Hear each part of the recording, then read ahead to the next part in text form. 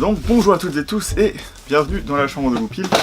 Je suis un peu essoufflé, je sais pas pourquoi. Si, j'ai monté un peu vite les escaliers et j'ai fait un petit peu de jardinage. Et ça, vous vous en fichez. Et donc je viens de recevoir un petit truc. Bon, vous savez ce que c'est vu que vous avez regardé la vidéo. Sûrement, vous avez du titre, ou à moins que vous m'aimiez bien. Et donc en ce moment, je suis en train de faire ma première Partcaster. Peut-être qu'un jour, je me les fabriquerai entièrement moi-même. Et donc, voilà, il y a mon petit manche qui commence à être vraiment pas mal. Bon, il y a quand même quelques défauts si vous pouvez regarder dans le finish. Mais pour un manche avec vernis, passé au pinceau, je trouve que c'est vraiment pas mal. Donc standard un peu, donc tête un peu sculptée à la 54, donc là où c'était pas forcément, comment dire ça, le design n'était pas forcément fini, mais je me suis aperçu que le medium V-neck c'était que en 56 ou 57, tout dans le genre. Et donc pour aller avec cette Stratocaster, je me suis acheté un trémolo, voilà, ou un vibrato, trémolo, vibrato. Donc typique des Stratocaster, sauf que je voulais tester quelque chose qui coûte pas très cher, donc je suis allé vers Cluson sur Thomann, donc Cluson qui est super bien représenté sur Thomann. Sinon vous pouvez trouver ça sur eBay, mais à part ça c'est très dur. Donc la caractéristique de Cluson depuis que ça existe donc très longtemps, ça équipait, c'était souvent les mécaniques qui équipaient les Fender et Gibson. D'ailleurs là on aura des Cluson, bon pas historiquement correct, des double line comme dans les années 60 alors que ça reproduit une année 50. Mais du coup on aura tous les produits Cluson qui sont réputés, comment dire, essayer de prendre les specs vintage et faire quelque chose de pas trop cher et de qualité avec. Ça a toujours été le but de Cluson. Donc en général aujourd'hui c'est fait au Japon, ce qui est plutôt pas mal. Les double line que vous pouvez trouver pour 36 € je crois chez Thomann, elles sont comment dire, faites au Japon, elles sont de très bonne qualité et elles sont bien graissées quand elles arrivent. Donc on va commencer à ouvrir ça. Donc l'intérêt de ce Cluson, comme j'ai dit, ça coûte moins cher et avec tout l'assemblage ça coûte 58 €.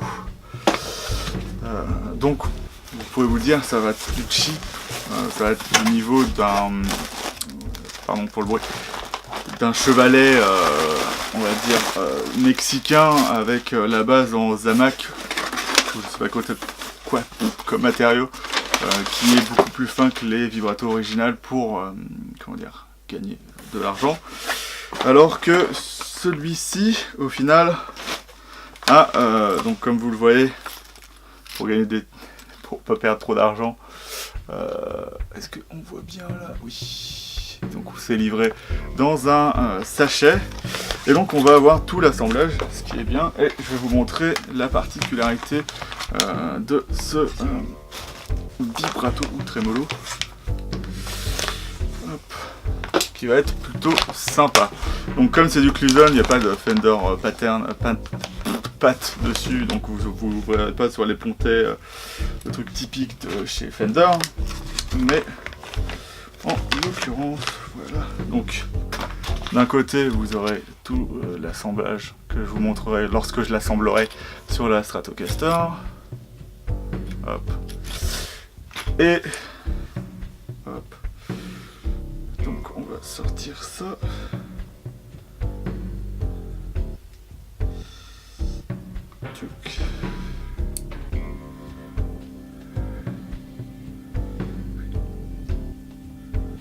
C'est long. Hop.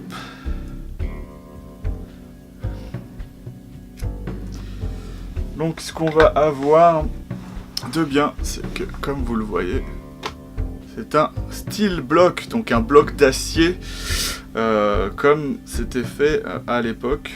Donc on a du nickel par-dessus, enfin des pontets vintage en nickel, et en dessous on va avoir un bon petit comment dire, IMAS bloc de trémolo, ce qui est plutôt bien. Alors, donc si vous connaissez pas trop l'histoire de Fender, je vais essayer avec mes maigres connaissances de vous aider. Alors, à l'époque de la première Stratocaster, le vibrato était vraiment a été vraiment très bien pensé. Donc d'ailleurs c'est pour ça qu'elle est sortie en 54, parce qu'apparemment ils ont mis longtemps à trouver la bonne solution pour le créer.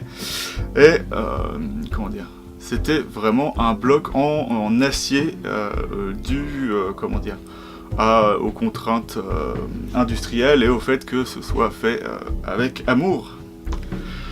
Et donc, à partir du moment où CBS rachètera Fender, eh ben, ils vont tout faire pour économiser de l'argent, tout en n'investissant pas, évidemment, dans de nouvelles machines, ce qui a donné un nouveau style de vibrato, avec plus de pontets vintage et souvent des alliages un peu dégueulasses, donc du Zamac.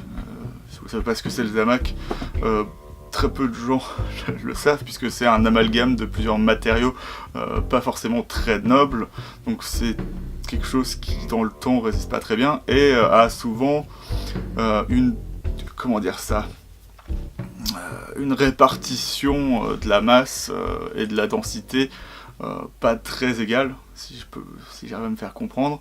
Et donc ça fait que ça donne des trucs très inégaux, avec en général pas forcément beaucoup de résonance, puisque c'est ça aussi l'intérêt d'un bloc en acier, c'est que ça va à la fois transmettre beaucoup plus de vibrations au corps et aux ressorts qui sont derrière, qui font en partie le son de la Strat.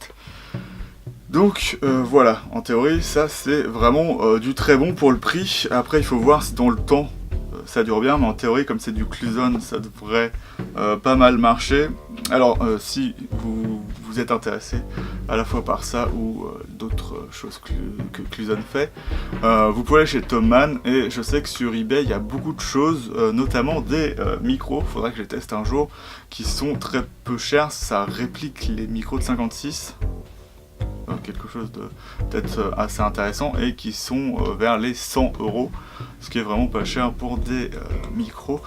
Donc voilà un peu mon retour sur ça. Donc si vous voulez une overview d'un peu plus près, n'hésitez pas à commenter et à me le demander, mais essayez de le faire avant décembre 2017, parce que lorsque j'aurai mon corps, évidemment, le bloc ira dedans et j'aurai beaucoup plus de mal à vous faire une overview sur ça. Et donc voilà, je vous dis salut et à bientôt sur la chambre de Goupil pour une nouvelle vidéo, sûrement pour l'installation de ce vibrato ou pour le montage de la Stratocaster lorsque j'aurai mon corps préparé.